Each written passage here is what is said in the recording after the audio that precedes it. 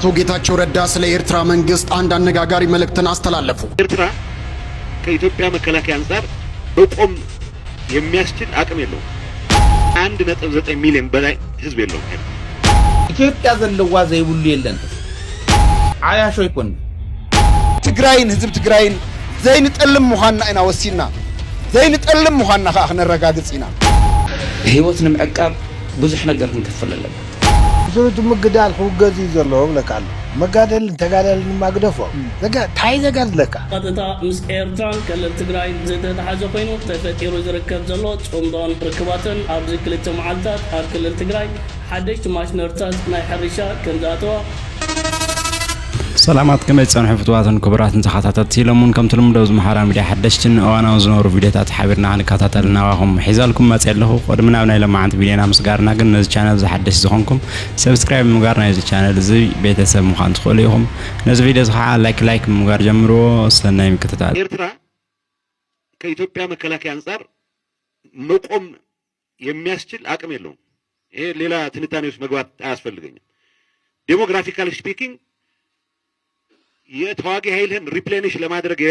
የሚያስችል አቅም ሳይኖርህ ባረጁት ቲ54 እና ቲ55 ታንኮች ላይ ብቻ ተመስርተህ የምታደርገው ጦርነት ቴክኖሎጂካል አድቫንቴጅም ሳይኖርህ ዴሞግራፊክ አድቫንቴጅም ሳይኖርህ እዚህ ግባ የሚባል ቀናት ላይ ያስቆጥርልህ አይችልም። በወታደር ቋንቋ ለእናንተ መንገር አያስፈልገኝም። ማይሑጻ የሚባል ቦታ የመከላከያ ካምፕ ቢኖር ኢንጌጅመንት ከተፈጠረ ወይ ከዓድ በራህ ስትራቴጂ ዴፕስ የለውም። በኔቸሩ ኤርትራ በአንድ አቅጣጫ ከተሰበረ ወደ መሃል ለመግባት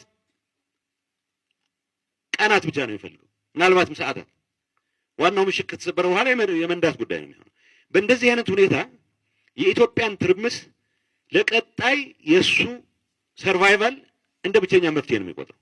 በቅርቡ አንድ የጣሊያን ዲፕሎማት አስመራ ሄዶ አብራካታ አትፈሩም እንደ አብይን ብዙ ጊዜ ፎክራል። አይ we have useful idiots ሳውዝ አካባቢ ደና ቆርታሉን የምናሰልፋቸው እነሱ የቀረቀሩት ለት እኛ ሰላም እናገኛለን ነው። አሁን ራሱ ምዕራብ ትግራይ ነፃ አወጣለሁ የሚል ኃይል ውጊያ እንዲያደርግ የሚጠበቅበት ደማዚን ነው። ታርቃለ ወሎ ነው ከፋኖ ጋር ጥመዱ የሚለው ወሎ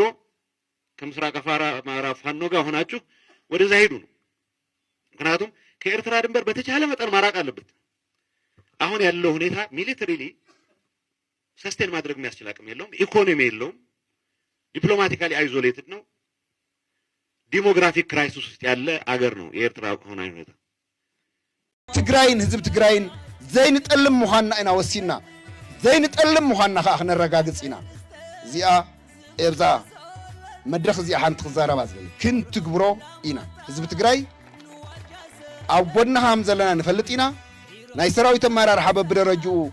በዚ ጉዳይ እዚዩ ብጣዕሚ ግልፂ ኢና። መላእ ሰራዊትና ከዓ ተማይጥ እዩ። በዚ ሕጂ ዘሎ በፂሕና ዘለና ደረጃ ንድሕሪት ኣይንምለስን። ህይወት ንምዕቃብ ብዙሕ ነገር ክንከፍል ኣለና። ድኻም ክንከፍል ኢና። ብዙሕ ድቃስ ምስኣን ገልታ ዓጣዕ ክንከፍል ኢና። እዚ ኩሎም ጽባሕ ዝትኩ እዮም። ህይወት ግን ኣይትትካእን እያ። ህይወት ግን ኣይትትካእን እያ። እዚ ዞም ጽባሕ ክትትክኦም ኩሎም መከራታት ምሕላፍ ሽግር የብሉ። እንትደኸምካ እንትረሃፅካ ድቃስ ትሰኣንካ ሽግር የብሉ። ህይወት ምክፋል ግን ኣይትመልሳን እያ። ንመስዋዕቲ ዝኾን ትውልዲ ወይ ወለዶ كوف خير 50 عام ديو 100 عام ديو 60 عام ديو بزي قدس حاده ولا دغ نزي خدالو خللو ኢትዮጵያ ዘለዋ ዘይብሉ የለን ሕዚ አያሾ ይኮን ዘይብሉ የለን ቦታ አማሚኖም ከይመስ አየር ኃይል ዝነበርኩም በጃኹም ንዑተው ኃይሎም ሕዚ ልመነሎ ኢለኩም ካሊውን ይልመነሎ ሰራዊት አዋጽ ይባሃለሎ ትርጉም ይውል እዚኦም ንማሕረድ ተተዳለው አባጊዕ በልዎ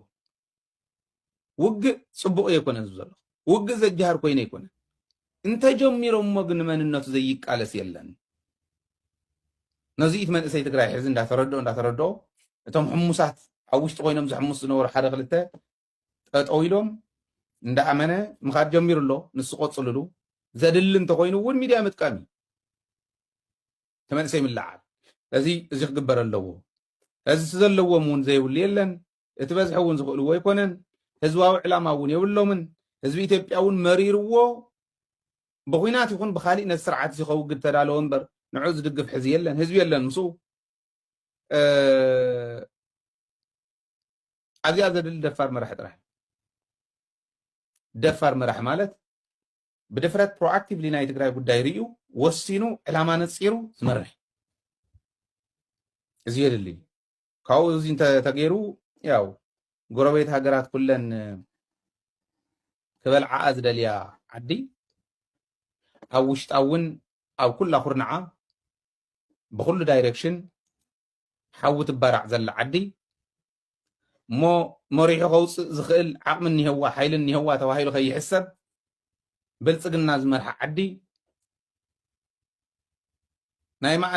ዓመታት ኣይኮነን ናይ ሰዓታት ፕላን ከውፅእ ዘይኽእል ሓይሊ ተዳፈነ ስቂሉ ብምድንጋር ዝነብር ሓይሊ ዝመርሓ ዓዲ ኩናት ከፊታ እሞ ከዓ ኣብ ልዕሊ ትግራይ ኩናት ከፊታ ከደ እንታይ ኢላ ዘይከኣል ምዃኑ ብደንብ ንንገሮ እዚ ግን ስቂሉ ብጃሃራ እንተይኮነ ሃይለ ስለተዳለወ ኦርሳምበዲ ስለተዳለወ ይኮነ መላእ ህዝቢ እስካዕ ሕዚ ኣብ ናይ መኸተ ትራክ ዘይኣተወ ሰብ እውን ከኣቱ ኣሎ መንነትና ናይ ኩልና ትግራዋይነት ንገብረ ማርያም ንወልደ ማርያም ጥራሕ ትኸውን ኣይኮነን ትግራዋይነት ናይቲ ኣሜሪካ ዘለውን ናይቲ ኣውስትራልያ ዘለውን ናይቲ ኣውሮፓ ዘሎ ኤዥያ ዘሎ ካልኦት ሚድል ኢስት ዘሎ ኣፍሪካ ዝኒሄ ጠቕላላው ዓለም ዘሎ ትግራዋይ ታ ትግራዋይነት ታ መንነት ኢና ነድሕን ዘለና ምዕራብ ትግራይ ምምላስ ማለት መሬት ካብ ምምላስ ንላዕሊ እዩ መንነትካ ምኽባር እዩ መንነትካ ምኽባር ንዓድኻ ነሪምካ ንመስዋዕት ምድላው ምቅላስ ማለት ሕዚ እዚ ትርጉም ምዕራብ ትግራይ ነምልስ ኢልካ ደብረፅዮን ስለዝኣዘዘካ ወፍሳማኝ ስለዝኣዘዘካ ተኣዚዝካ ከይድካ ብዝብል ትርጉም እውን ተሃሊኹም ተጋጊኹም ሃይለ ዝቃልስ ማንም ኣዚዝና ይኮነን ኦኬ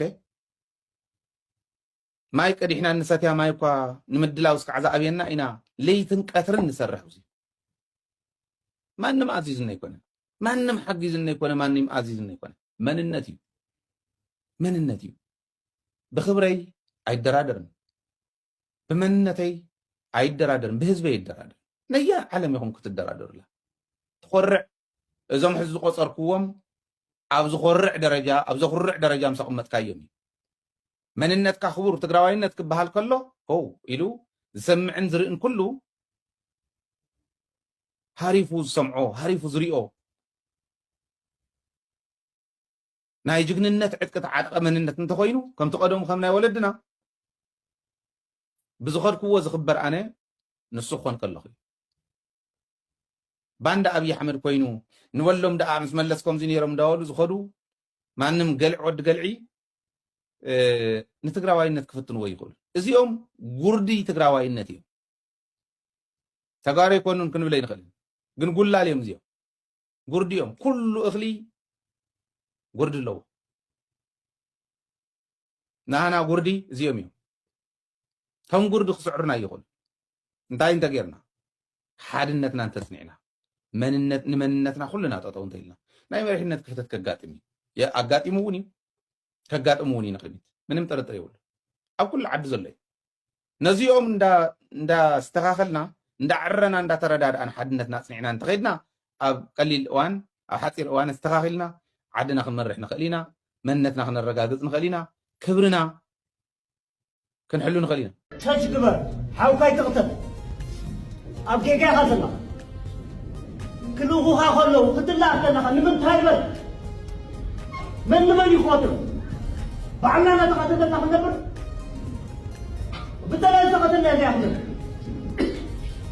ናይ 30 ዓመት ሃብቲ ዝተኣከበ እኮ የለና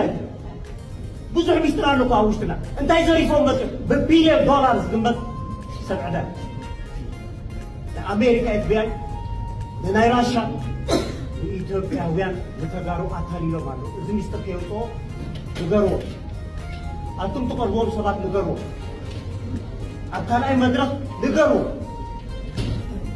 أبريتي لما لا أبو أبي وطي تقول له لا دور أي عقس ليه أبكي حمش شعب نضبر حزب تግራይ ክባሃል ጽቁ ይላል